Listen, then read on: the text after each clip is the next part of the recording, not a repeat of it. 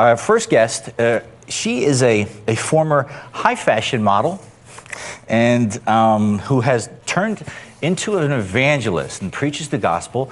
And one of the things that she likes to talk about is the intimacy with God. But she has a very fascinating testimony. She was born in Guyana. And parents were Hindu, and her father found the Lord. And she lives here in Dallas, but has spent time traveling all over. Has a really fascinating testimony, and she's quite the girl. We were actually talking. I was talking to her backstage. We got a chance to hear some of her testimony. Actually, I met her several years ago. She was interviewing me because she has a radio show called The Change. So would you please welcome Sharon Bolan Yerby here tonight? Hey, Sharon. I got so many. You got all these notes on you. All this stuff. You have lots of stuff here. So you're Indian. I am. An Indian model.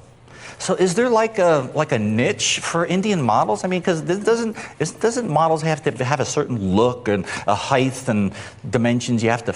I mean, you're modeling clothes, so you have to have certain. I don't know. I have to have a size, a certain shoe size, and all that. Well, I think it's whoever is the look for that year and that season. So that year it was you. That was the exotic look was in those years that I was. We don't want to talk about what years those were.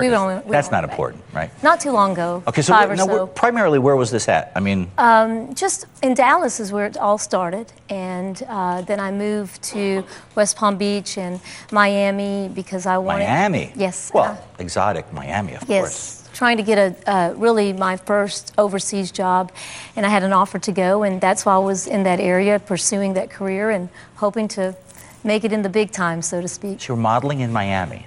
Now, were you a Christian at the time? I was raised in a Christian home. My father, who's here tonight, is an unbelievable Bible teacher. And so I was raised with the Word, and I knew the Lord at a young age, but I just began to pursue this industry in my teenage years to early 20s, and it began to pull me into the direction of the world. And so I was really in that state. Was he a little nervous when you said, Very Dad, nervous, yes. I think I want to go pose? No. He wasn't approving at all. No.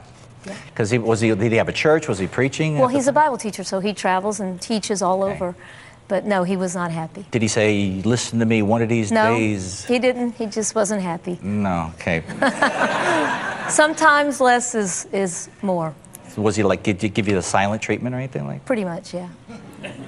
That's not happy. Yeah. Yeah. I never had that issue. My father would just hit. He would strike. You know. That's how I knew he was unhappy.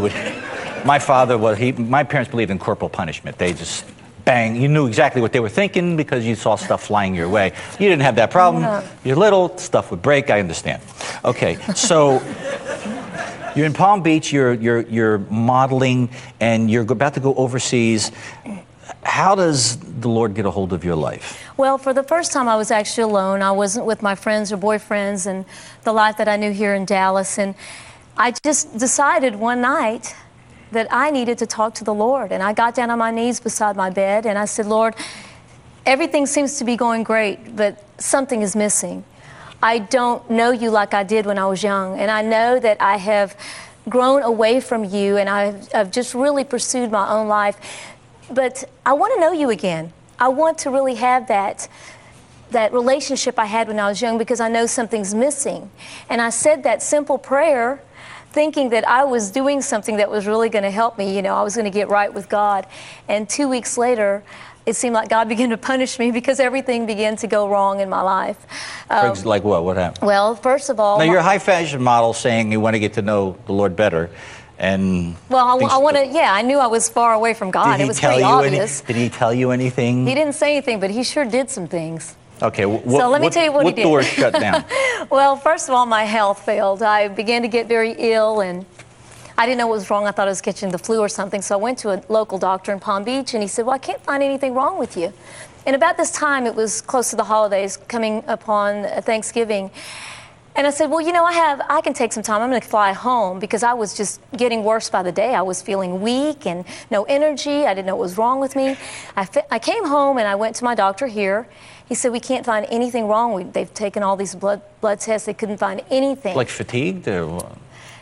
Just dizzy spells, weakness, heart palpitations. All this was happening in just a matter of a month.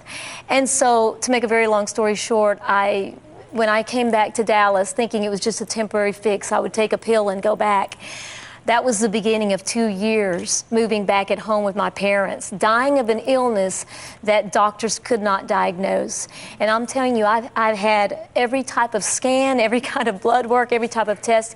Everything was negative, but I knew I was dying because I was not myself. I didn't have my energy. I just couldn't sleep at night. My heart would beat out of my chest. One day I called 911. I thought I was having a heart attack. My heart was racing 120 beats for no reason. Still, everything was normal to the doctors. So after this went on for several months, about 4 to 6 months, and I could not find a diagnosis, I began to get angry at God. And I said, you are punishing me, but I don't know what I've done wrong. I told you I want to get to know you. Now everything is going wrong and you're going to kill me now.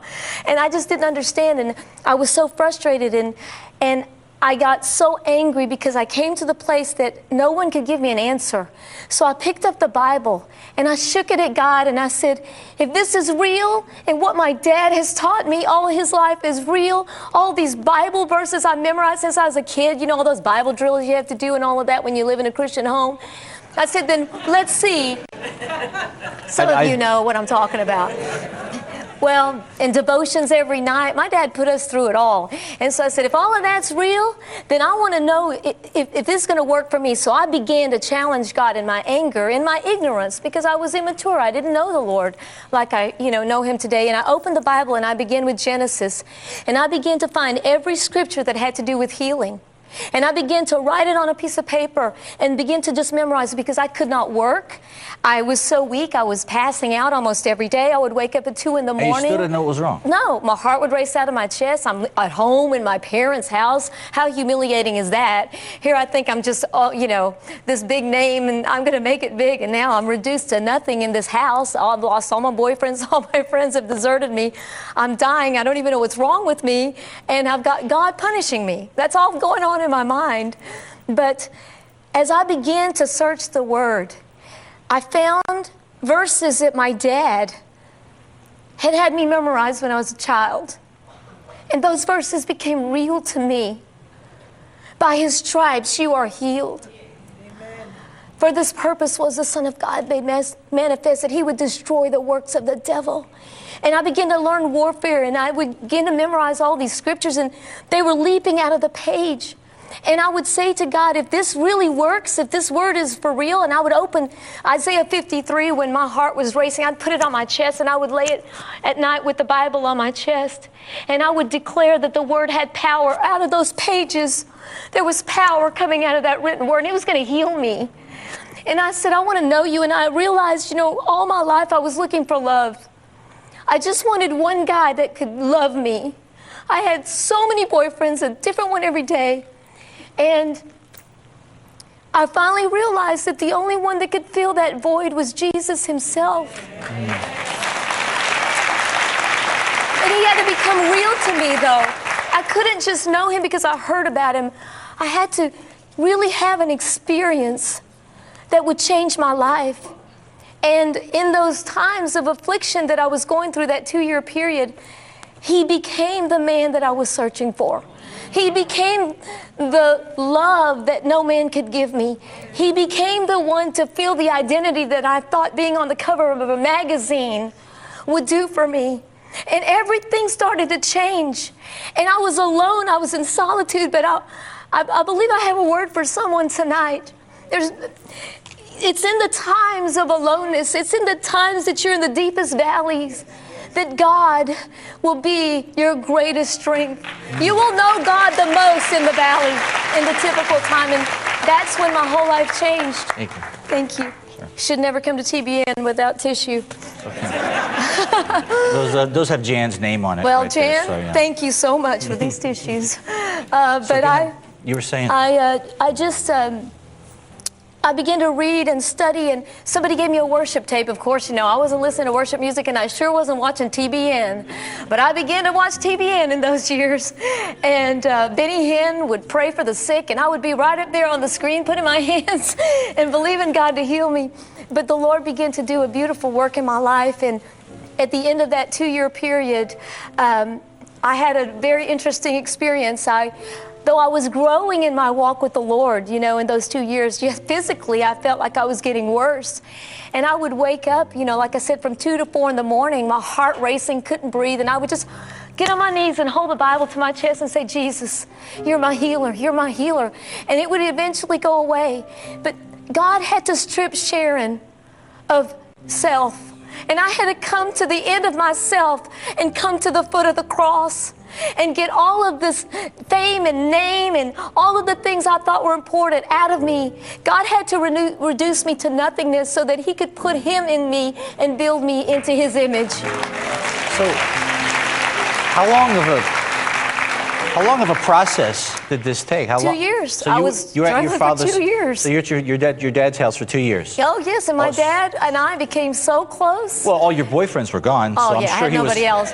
But he was very happy about that. He was so happy. Right?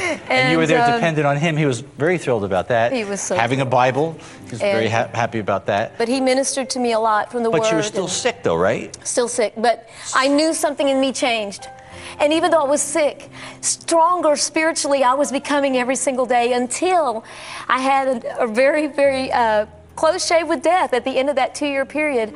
I was asleep. It was about 2 in the morning. I felt death walk into the room. And, you know, that's a presence that we don't feel every day. You know, people know when they're going to die because they can sense the spirit of death, and the atmosphere changed in the room, and it felt cold and dark. And I remember the energy being sucked out of my body, and I couldn't speak. And I knew this, I'm dying. And I would sleep with a little light on. And as my energy was leaving, I tried to sit up because I was going to run to my mom and dad's room and say, hey, help me. But I couldn't get up off of the bed. But I'm a fighter, and I pushed myself off. I rolled, fell on the ground, and crawled on my hands and knees to my mom and dad's room, and I said, help me, help me. I could barely speak, and they lifted me, and they brought me back in the room, and my father on my right, my mother on my left, and they were literally holding me up, and I was really coming out of my body. And I used to make fun of people that had out-of-body experiences. I thought, that is such a joke. People don't have that, and here I was having it. And I was losing consciousness, and I couldn't think, and I couldn't speak, and at that moment, I saw a screen roll in front of me, and I saw my funeral. And they said, how could she die so young? How? Why did God take her so young? And I knew it was my time. And I was, like I said, my mind, I couldn't focus. All I could think of was Jesus, but I couldn't speak His name. I could only say it with my mind. And I said, Lord, I know it's my time, but if there's any way that you could let me live, I'll do anything you'll ask, because I've done nothing with my life. I'm going to see you in heaven, and what will I say? What have I done? I've been such a selfish person. The world revolved around me. I haven't won any souls. I haven't told anybody about you. And I'm thinking this in my mind, and I heard the voice of God, and He said, speak the word and you will live. And I thought, what word are you talking about? There's so many words. And I'd memorized all these scriptures all these years, and the only thing that could come to my mind is something so simple: the Lord is my strength. Amen. And it took me about 5 minutes to say it. But once I said strength, I sat up. And I began to quote all the verses I'd memorized all those years. No weapon formed against me shall prosper. And I would just go on. I was just going on.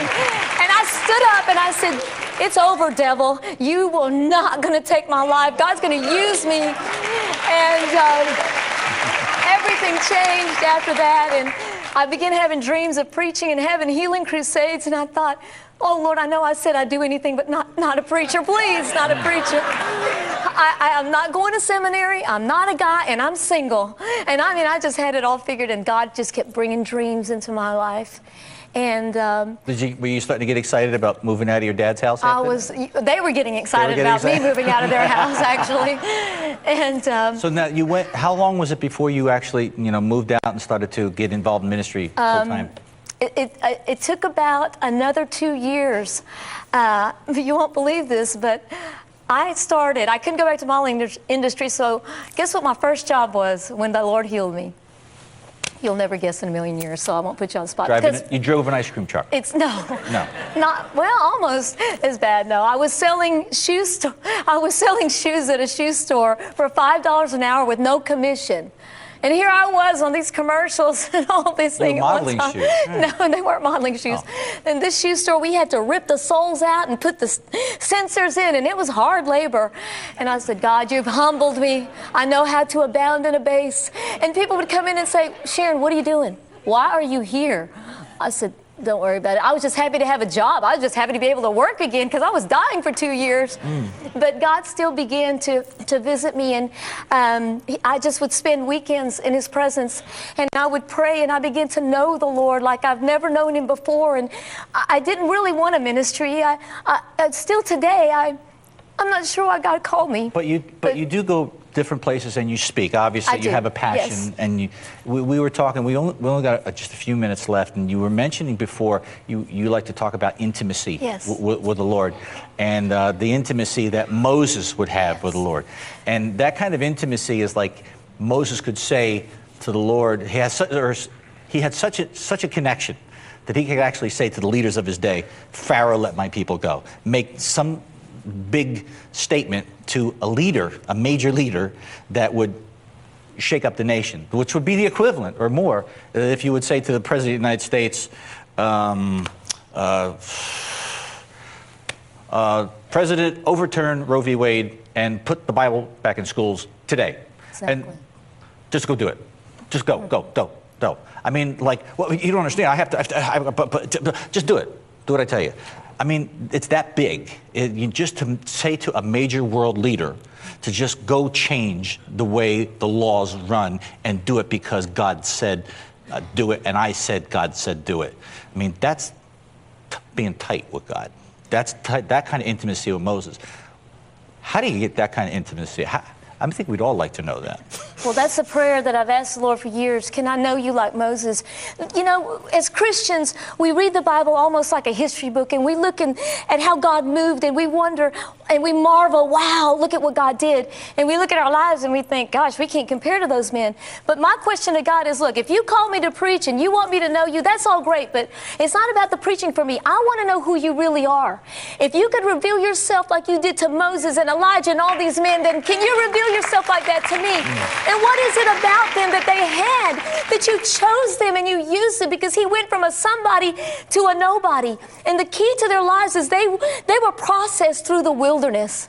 When you go through a wilderness of obscurity and loneliness and rejection, and nobody understands you, and you're overlooked over and over, and all you're holding on to is this dream God gave you, but you know God gave it to you, and you keep on going, then God's going to use you. And I believe God used Moses like He has used few, but we can know God like that today because the glory that He had was only on the outside. His face radiated from the outside, but we have the glory on the inside because the seed of Christ is on the inside of us, and that seed carries glory. And may I just share one thing before I'm sure my time is up?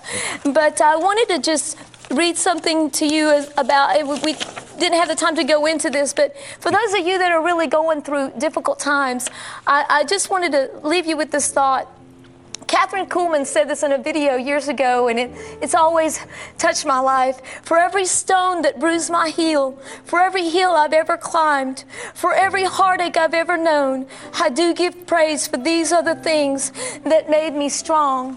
And it's in the tough times, the times of wilderness experiences when we are abandoned and alone and forsaken and forgotten, that God is processing us, and the glory that's on the inside is beginning to take over our lives until it's not some of us and some of God, but we're reduced to where it is no longer I, but Christ who lives in me. And the life I now live in the flesh, I live by the Son of God who quickened me and called me. And I just feel today there's so many that have gone through wilderness experiences, and maybe a sickness, or you lost a loved one, or maybe you just feel all alone, and maybe you do have everything, but inside, you know, something's missing. I think tonight we're going to remember that phrase, for those of us that are being processed through the obscurity in the wilderness. For those of you that feel that way, you're being processed through the obscurity in the wilderness, that there is a light at the end of that tunnel. And at the end of the light at the end of that tunnel, you will be fruitful. Sharon, thank you. God bless you for being here.